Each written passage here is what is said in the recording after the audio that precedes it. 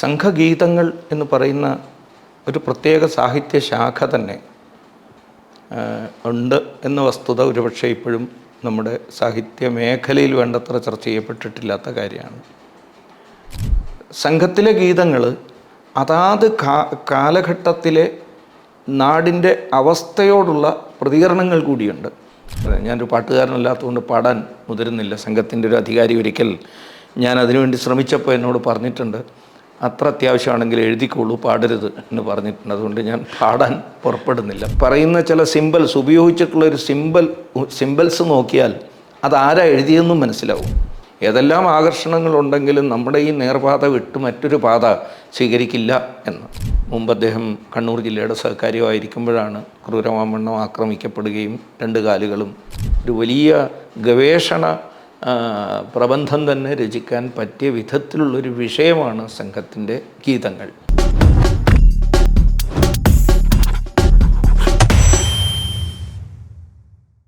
എന്നിട്ട് സംഘപ്രവർത്തനത്തിൻ്റെ ഒരു വളർച്ചയിൽ നിർണായക പങ്ക് വഹിച്ചിട്ടുള്ളവയാണ് ഗണഗീതങ്ങൾ. അത് കുട്ടിക്കാലത്ത് തന്നെ എല്ലാവരും ഈ ഗണഗീതങ്ങളിൽ ആകൃഷ്ടരായിട്ട് ശാഖകളിൽ പോവുകയും അത് പാടി നടക്കുകയും ചെയ്യുന്നു. പലപ്പോഴും ഞാൻ നേരത്തെ ഉള്ളൊരു പരിപാടിയിൽ പറഞ്ഞ ഈ ഡെവിനിടൻ ഒരു പരിപാടി പറഞ്ഞതുപോലെ RSSൻ്റെ ഗണഗീതങ്ങൾ സമൂഹം ഏറ്റെടുക്കുന്ന ഒരു സാഹചര്യങ്ങളുണ്ടായിട്ടുണ്ട്, ദേശഭക്തി ഗാനങ്ങളായതുകൊണ്ട്. അതിനെക്കുറിച്ച് എന്താണ് പറയാറ്? സംഘഗീതങ്ങൾ എന്ന് പറയുന്ന ഒരു പ്രത്യേക സാഹിത്യ ശാഖ തന്നെ ഉണ്ട് എന്ന വസ്തുത ഒരുപക്ഷെ ഇപ്പോഴും നമ്മുടെ സാഹിത്യ മേഖലയിൽ വേണ്ടത്ര ചർച്ച ചെയ്യപ്പെട്ടിട്ടില്ലാത്ത കാര്യമാണ്.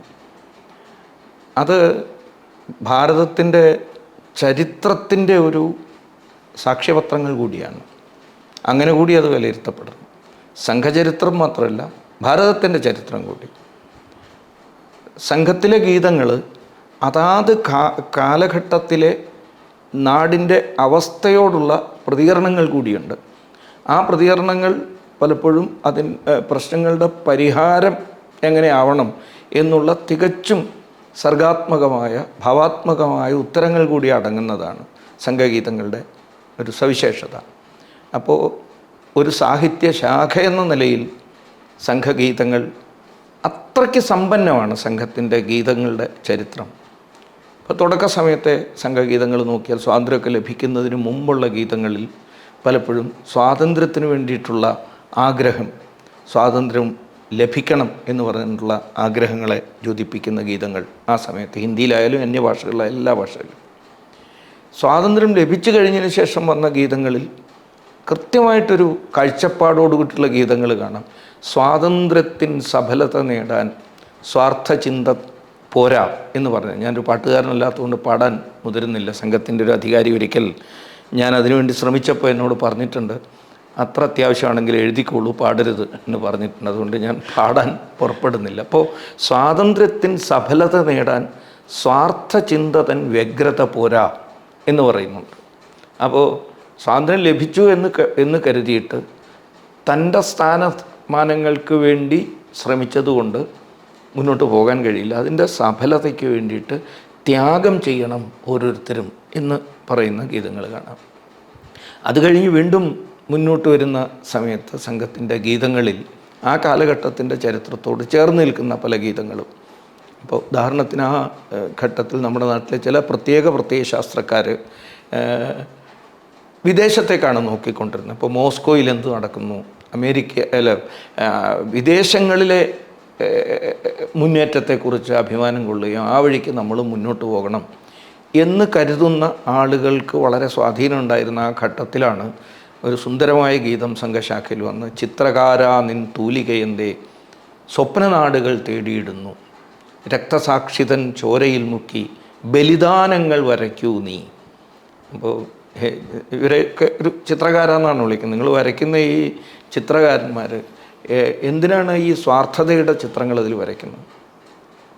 സ്വപ്നനാടുകൾ എന്തിനാണ് തേടുന്നത്? നിങ്ങൾക്ക് സ്വപ്നം കാണാൻ ഇവിടെ തന്നെ ഉണ്ടല്ലോ. ത്യാഗം സഹിച്ച രക്തസാക്ഷികളുടെ ചോരയിൽ മുക്കിയിട്ട് എഴുതുക പുതിയ ചരിത്രം. അപ്പോൾ ആ കാലഘട്ടത്തിന് ഏറ്റവും പറ്റിയ പ്രത്യയശാസ്ത്രപരമായ വലിയൊരു കടന്നാക്രമണം നമുക്ക് നമ്മുടെ രാഷ്ട്രത്തിൻ്റെ സ്വാതന്ത്ര്യത്തെ സഫലമാക്കാൻ വേണ്ടിയിട്ടുള്ള മുന്നേറ്റത്തിൽ ഏറ്റവും ആവശ്യമായിട്ടുള്ളത് ദേശഭക്തി വളർത്തലാണ്. ഈ ഒരു പ്രയാണത്തിൽ ഒരു പ്രത്യേക ഘട്ടമാണ് ചൈനക്കാരുടെ ആക്രമണം. ആ കാലഘട്ടത്തിൽ സംഘശാഖയിൽ വന്ന പ്രധാനപ്പെട്ട 2 ഗീതങ്ങൾ, വേറെയും പല ഗീതങ്ങളും വന്നിട്ടുണ്ട്. അതിൽ രണ്ട് ഗീതവും എഴുതിയത് നമ്മുടെ പ്രത്യയശാസ്ത്രത്തിന് പുറത്ത് നിൽക്കുന്ന ആളുകളാണ്. ഉദാഹരണത്തിന് ഭാരത ഹൃദയ വിപഞ്ചിയിൽ ഉണരും രാഗമാലിക നാം എന്ന് പറയുന്ന ആ ഗീതം, ഇതേപോലൊരു സംഘം ഗീതമായി അക്സെപ്റ്റ് ചെയ്തിട്ടുള്ളൊരു ഗീതമാണ് നമ്മെ വിളിപ്പൂ നമ്മെ വിളിപ്പൂ നല്ല ഹൈമവത ഭൂമി, തിങ്കൾ കലയാൽ തിലകം ചാർത്തും തുങ്ക ഹൈമവത ഭൂമി എന്ന് പറയുന്ന ആ ഗീതം. വളരെ സുന്ദരമായ ഗീതമാണ്. അതിൽ പറയുന്ന ചില സിമ്പിൾസ്, ഉപയോഗിച്ചിട്ടുള്ളൊരു സിമ്പിൾസ് നോക്കിയാൽ അതാരാ എഴുതിയെന്നും മനസ്സിലാവും.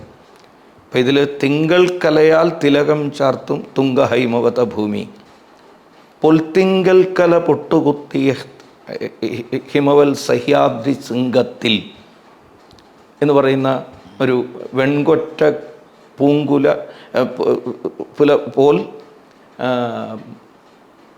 ഗീതം. ശൈലാഗ്രശൃംഗത്തിൽ വെൺകൊറ്റ പൂങ്കുല പോൽ വിമലാകാശ ശൃംഗങ്ങളിൽ എന്ന് പറയുന്നൊരു ഗീതം, സിനിമാ ഗീതം ഒരു പക്ഷേ കേട്ടിട്ടുണ്ടാവും. കുമാരസംഭവത്തിൽ വേറെ ആരുമല്ല ONV കുറുപ്പ് എഴുതിയതാണ്. ഇതിലെ ഈ ശൈലിയുടെയും സിമ്പിൾസിൻ്റെയും ഉദാഹരണങ്ങളൊന്ന് പരിശോധിച്ച് നോക്കിയാൽ കൃത്യമായിട്ട് മനസ്സിലാവാതെ ആരെഴുതിയാണെന്ന്. നമ്മെ വിളിപ്പൂ നമ്മെ വിളിപ്പൂ നല്ല ഹൈമവത ഭൂമി എന്ന പാട്ട് എഴുതിയതും പൊൽത്തിങ്കൽ കല എഴുതിയ ആളും ഒന്ന് തന്നെയാണ്, ONV കുറുപ്പാണ് എഴുതിയത്. ആ ഗീതത്തിൽ നമ്മെ വിളിപ്പൂ നമ്മെ വിളിപ്പൂ എന്നുള്ള ഗീതത്തിൽ ഒരു പ്രത്യേക സ്ഥാനത്തെത്തുമ്പോൾ ഉള്ള ഒരു വരി, കറുപ്പു തിന്നു മയങ്ങിയ മഞ്ഞക്കാടത്തത്തിൻ നേരെ എന്ന് എഴുതിയിരുന്നു. ONV കുറുപ്പ് ആദ്യം എഴുതിയപ്പോൾ അതിൽ വരുന്ന ഒരു ലൈൻ അതാണ്. പക്ഷേ പിന്നീട് സംഘത്തിൻ്റെ ശാഖയിൽ ആ ഒരു പ്രത്യേക രാഷ്ട്രത്തിനെതിരായിട്ടുള്ള അന്ന് പാടുന്നത് ശരിയാണെങ്കിലും പിന്നീട് അത് പാടുക നമ്മളെ സംബന്ധിച്ചിടത്തോളം ശരിയല്ല എന്നുള്ള തോന്നലുണ്ടാവാം. പിന്നീട് അതിന് മാറ്റം വരുത്തി. ഏതായാലും ഇങ്ങനെ യോഗ്യങ്ങളായ ഗീതങ്ങൾ പുറത്തു നിന്നുള്ളത് അവരുടെ അനുവാദത്തോടെ സംഘത്തിൻ്റെ ശാഖയിൽ പാടിയിട്ടുണ്ട്. അതത് കാലഘട്ടത്തിൽ ഏതാണോ കൂടുതൽ ആവശ്യമായിട്ടുള്ളത് ആ നിലയ്ക്ക് നമ്മൾ ഉപയോഗിച്ചിട്ടുമുണ്ട്. ഇപ്പോൾ സംഘർഷം വളരെ വ്യാപകമായിട്ട്, നേരത്തെ പറഞ്ഞ സംഘർഷം വ്യാപിച്ചുകൊണ്ടിരിക്കുന്ന സമയത്ത് എഴുതപ്പെട്ടതാണ് എന്നാണ് എൻ്റെ ഉറച്ച വിശ്വാസം. കഠിന കണ്ഠകാകീർണമാണെങ്കിലും വെടിയുകില്ല ഞാൻ ഈ വഴിത്താരയെ, അനുഗമിക്കില്ല മറ്റൊരു പാതയെ. ഇത്ര സ്വയംസേവകരുടെ മനസ്സിൽ ഈ കഠിനകരമായ കാലം നമ്മുടെ മുമ്പിൽ വലിയ വെല്ലുവിളി ഉയർത്തുന്നുണ്ടെങ്കിൽ പോലും ഞാൻ വേറൊരു പാതയെ അനുഗമിക്കില്ല. നേരത്തെ ചോദിച്ചൊരു ചോദ്യത്തിൻ്റെ ഉത്തരം കൂടി അതിലടങ്ങുന്നുണ്ട്. ഏതെല്ലാം ആകർഷണങ്ങളുണ്ടെങ്കിലും നമ്മുടെ ഈ നേർപാത വിട്ട് മറ്റൊരു പാത സ്വീകരിക്കില്ല എന്ന്. പതി ചിതറിക്കിടക്കുന്നൊരസ്ഥികൾ പതറിടാറുണ്ട് മാനസമെങ്കിലും വെടിയുകില്ല ഞാൻ ഈ വഴിത്താരെ. പതിയിൽ ഞാൻ പോകുന്ന ഈ വഴിത്താരയിൽ പതിയിരിപ്പൂ മരണമെന്നോതവേ എന്നൊക്കെ ഉണ്ടെങ്കിൽ പോലും ഞാൻ ഈ വഴി വിട്ടുപോകില്ല, ഞാൻ ഈ വഴിയിൽ തന്നെ മുന്നോട്ട് പോകും എന്ന് പറഞ്ഞു. സംഘത്തിൻ്റെ ഉള്ളിൽ വന്ന ചില പ്രത്യേക പരിണാമങ്ങൾ, പ്രത്യേകിച്ച് സേവയുടെ മേഖലയിലേക്ക് വരുമ്പോൾ അതനുസരിച്ചുള്ള ഗീതങ്ങൾ സംഘത്തിൽ വരുന്നു. രാമജന്മഭൂമി പ്രക്ഷോഭത്തിൻ്റെ ആ സന്ദർഭത്തിൽ ഇത്തരം ഭാരതത്തിൻ്റെ സ്വത്വത്തെ ഉയർത്തിപ്പിടിച്ചുകൊണ്ടുള്ള പോരാട്ടത്തിൻ്റെ മഹത്വത്തെക്കുറിച്ച് ഓർമ്മിപ്പിക്കുന്ന ഗീതങ്ങൾ വരുന്നു.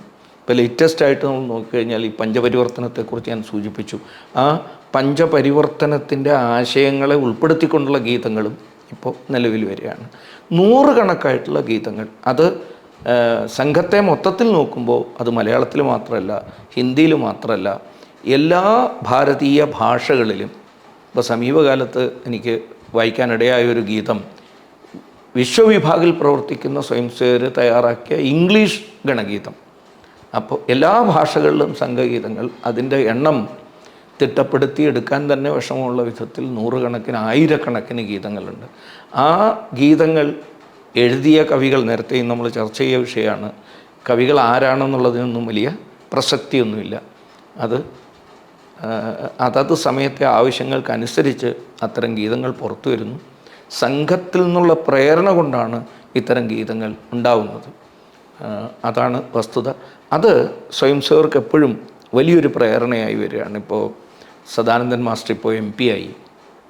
ആ MP ആയ സദാനന്ദൻ മാസ്റ്റർ മുമ്പ് അദ്ദേഹം കണ്ണൂർ ജില്ലയുടെ സഹകാര്യമായിരിക്കുമ്പോഴാണ് ക്രൂരമാവണ്ണം ആക്രമിക്കപ്പെടുകയും 2 കാലുകളും വെട്ടിമുറിച്ച് മാറ്റപ്പെടുകയൊക്കെ ചെയ്തു.